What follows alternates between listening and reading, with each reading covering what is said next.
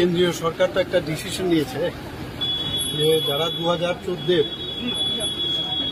December পর্যন্ত যারা পাকিস্তান, বাংলাদেশ, আফগানিস্তান এইসব জায়গা থেকে যারা ধর্মীয় সন্ত্রাসের শিকার, তারা যদি ভারতবর্ষে আসে এবং তাদেরকে কিন্তু মান্যতা দেবে ইন্ডিয়া গভর্নমেন্ট।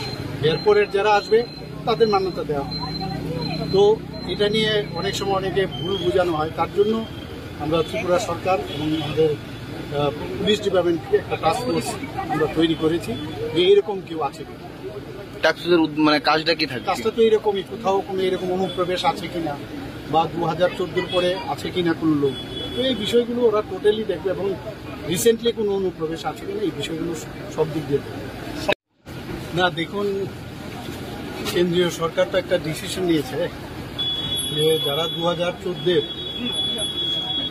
ডিসেম্বর পর্যন্ত যারা পাকিস্তান, বাংলাদেশ, আফগানিস্তান এইসব জায়গা থেকে যারা ধর্মীয় সন্ত্রাসের শিকার, তারা যদি ভারতবর্ষে আসে এবং তাদেরকে কিন্তু